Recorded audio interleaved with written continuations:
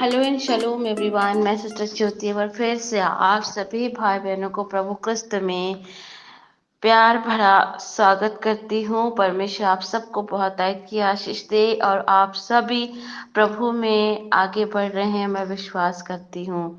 Hallelujah. मेरे प्रियो, पवित्र परमेश्वर आप सबसे बहुत प्यार करता है।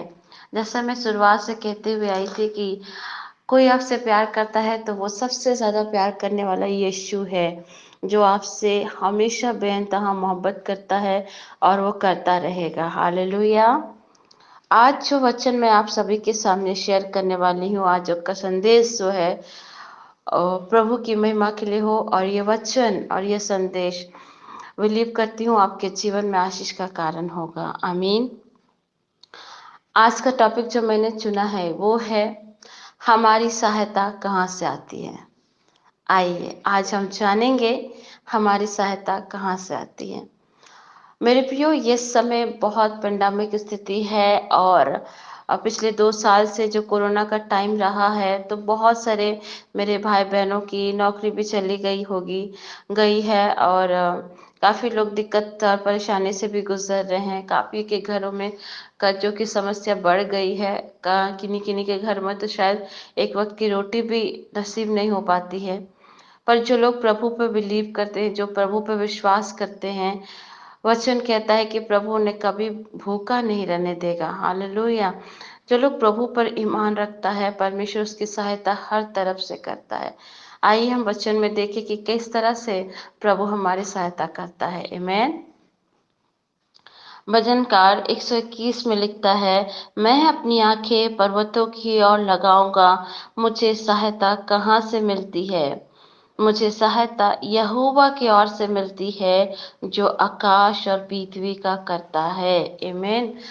मेरे प्रिय वचन, भजनकार 121 का मैंने अध्याय 1 और 2 को पढ़ा, जिसमें लिखता है, दाऊद जो लिखता है वो कहता है कि मैं अपनी आंखें पर्वतों की ओर लगाऊंगा, मुझे सहायता कहाँ से मिलेगी। ये क्वेश्चन है ना। आज हमारे मन में भी क्वेश्चन आता है। हमारे जीवन में जब परेशानियां आती हैं, दिक्कतें आती हैं, तो हम भी सोचते हैं कि हमारी नीड कहाँ से हो, हमारी मदद कहाँ से हो। हम विश्वासी क्या करते हैं कि जब हमें सहायता की नीड होती है तो हम सबसे पहले परमेश्वर को पुकारने के बजाय हम दूसरों से मदद मांगना शुरू करते हैं। राइट। बहुत सारे ऐसे भाई बहन है, प्रार्थना भी करते हैं और मदद भी दूसरों से मांगते हैं। पर परमेश्वर यहाँ पे दाऊद क्या कहता, मैं अपनी आंखें पर्वतों की ओर लगाऊंगा। मतलब दाऊद यहाँ में बता रहा है कि हमें किसकी ओर अपनी आंख को फेरना चाहिए, परमेश्वर की ओर फेरना चाहिए। जब हम परमेश्वर की ओर अपनी आंख लगाएंगे, परमेश्वर की ओर अपनी दृष्टि को करेंगे, तो वचन कहता है, मुझे सहायता यहोवा की ओर से मिलती है, जो आकाश और पृथ्वी का करता है। मेरे प्रियो, पवित्र शास्त्र में ऐसे बहुत से घटनाएं हैं जिसमें परमेश्वर ने दिखाया कि वो हर परिस्थिति में सहायता करने वाला प्रभु है। आप जानते हैं, पुराने नियम में जो हम पढ़ते हैं, दूसरा राजा में सारपत नगर की विधवा की अगर हम देखें तो उस समय अकाल आया हुआ था। उस अकाल में भोजन की काफी दिक्कतें थी, काफी परेशानियां थी। लेकिन उस अकाल में भी परमेश्वर ने एलिया की भी सुधि ली और सारपत नगर की विधवा की भी सुधि ली। आपको पता है, एलिया को भी परमेश्वर ने एक कौवे के थ्रू से प्रतिदिन की भोजन पहुंचाता था। एक रोटी का टुकड़ा और मांस का एक टुकड़ा पहुंचाता था प्रतिदिन। और हम देखते हैं कि एलिया की हर एक नीड को पवित्र परमेश्वर यीशु नासरी यहोवा, हमारे जो प्रभु पवित्र आत्मा, पिता पुत्र पवित्र आत्मा, ये तीनों जो हैं एक ही परमेश्वर हैं। यहोवा परमेश्वर उस समय एलिया की हर नीड को पूरा किया। आमीन। सोचिए, उस अकाल की स्थिति थी, उस स्थिति में एलिया के द्वारा परमेश्वर ने सारपत नगर के विधवा के घर गया और वहां एलिया के थ्रू से प्रभु ने उस विधवा की भी शुद्धि ली। आप देखेंगे इस दूसरा राजा के अध्याय में कि सारपत नगर की विधवा, जिसके पास कुछ थोड़े से मैदा हुआ होगा, थोड़ा सा तेल होगा, उसने भी मन में डिसाइड किया कि चलो, एक थोड़ा सा मैदा है और थोड़ा सा तेल है, मैं कुछ लकड़ियां बीन लेती हूँ और बीनने के बाद एक रोटी बनाएंगे, उसे मैं और मेरा बेटा खा के मर जाएंगे। क्योंकि उस समय की जो स्थिति थी, अकाल की स्थिति थी, वहां खाने का कुछ भी नहीं था। लेकिन उसके पास जो थोड़े सामान थे, उसको भी पता था कि आज ही भर का खाना है, कल से तो हमको खाना मिलेगा नहीं, तो क्यों ना आज ही खा के हम दोनों मर जाएं। इस तरह की सोच उस स्त्री ने मन ही मन रखा। पर आप ध्यान देना मेरे प्रियो, परमेश्वर ना हमारे मन की बातों को भी जानने वाला परमेश्वर है। भजन स्रोत में अध्याय 11 में कहता है कि यहोवा की आंखें मनुष्य के ऊपर प्रतिदिन लगी रहती है, और यहोवा की पलकें मनुष्य को परखती है। आमीन। मेरे प्रियो, यहाँ पर उस विधवा स्त्री की भी परमेश्वर ने एलिय्याह नबी को भेजकर सुधि ली। एलिय्याह जाता है उसके पास और जाने से कहता है कि तुम्हारे पास जो कुछ भी है वो बनाकर मुझे दो। वो सोचिए, एक तो समय खाने का काल पड़ा हुआ था, पर उस स्थिति पर भी वो स्त्री से मांगता है, पर उस स्त्री मना नहीं करती है, बल्कि उसका आदर सत्कार करती है और उसे रोटी बना करके खिलाती है। हम बाइबल में पढ़ते हैं। उसके बाद हम देखते हैं कि उस स्त्री का कभी भी मैदा या तेल कभी कम नहीं हुआ। हालेलुया।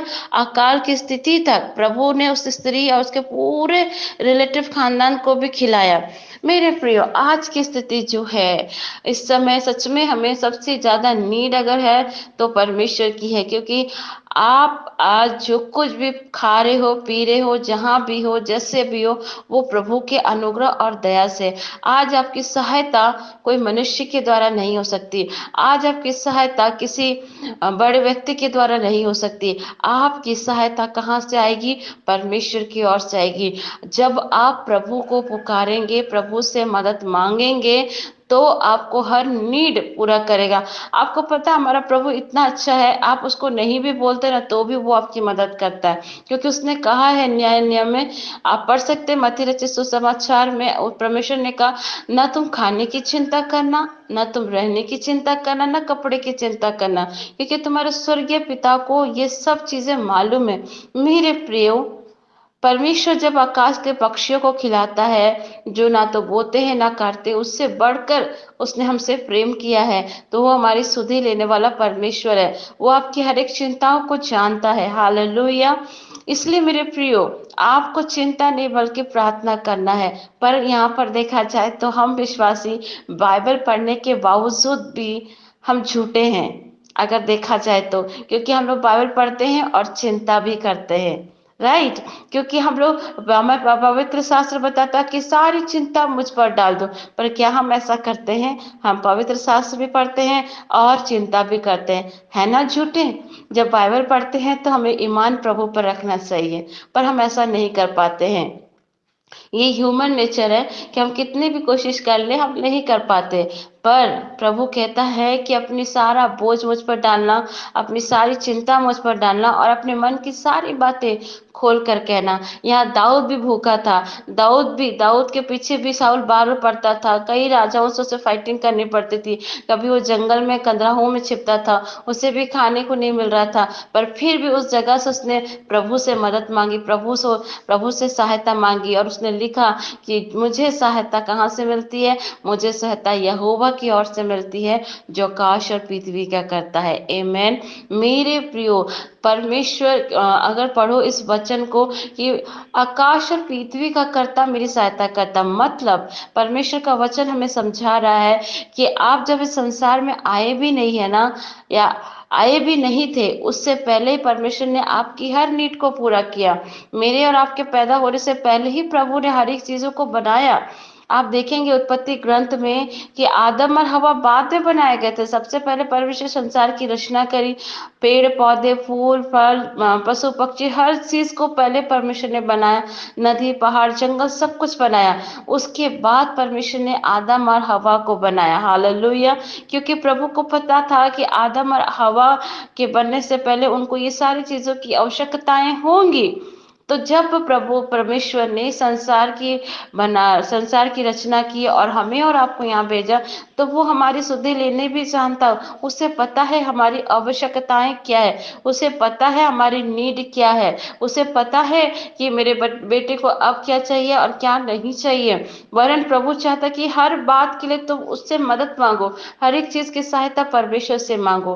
पता है कौन लोग प्रभु से मदद नहीं मांगते? जो अपने ऊपर पर डिपेंड होते हैं, जो अपने आप पर सेल्फ डिपेंड होते हैं कि मैं ही सब कुछ कर सकता, सब कुछ कर सकता। पर वो जब हार जाते हैं, तब थक हार कर परमेश्वर से मांगते हैं या परमेश्वर के लोगों के द्वारा प्रार्थना करवाते हैं।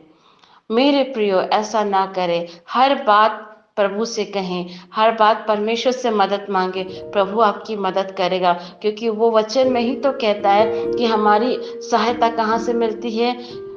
उस आकाश और पृथ्वी के कर्ता से, जिसने हमें और आपको बनाया। हालेलुया। मैं एक टेस्टमनी आपको बताने जा रही हूँ इस समय। प्रभु का धन्यवाद हो, स्तुति हो, सॉरी सॉरी। मैं जिसके यहाँ हूँ, जिस आंटी के वहाँ पे, आज ही उन्होंने मुझे बताया कि एक टाइम क्रिसमस के समय में उनके पास मात्र 200 ही रुपया था, और उस बीच कुछ कश्मीर से कुछ लोग आए हुए थे उनके घर पर। और उसके घर पे आने के बाद कश्मीर से जो बहुत सारे भीड़, एक छोटी सी झुंड आई थी और उनसे मदद मांगी कि उसे खाने के लिए भी कुछ चाहिए और कपड़े भी चाहिए। आंटी ने उनकी मदद करी, पर आंटी ने बताया कि किस तरह कि 200 रुपया में वो 100 रुपीज़ वो प्रेयर में चढ़ाना चाहती थी। पर वो 100 रुपीज़ देने के बाद भी वो कश्मीर से जो लोग आए थे उन्होंने कहा कि 100 रुपया और हमें दे दे। पर आंटी ने सोचा कि अगर मैं 100 रुपया दे दूंगी तो मेरे पास तो कुछ भी नहीं होगा, और मैं पर्व कैसे मनाऊंगी, क्रिसमस कैसे मनाऊंगी। पर हालेलुया, प्रभु की स्तुति है। यहाँ पर आंटी ने जो उसके पास 100 रुपया भी था वो भी उसे दे दिया। हालेलुया। आंटी ने कहा कि चलो हम लोग पर्व ना भी मनाए, पर इनकी आवश्यकता पहले पूरी होनी चाहिए।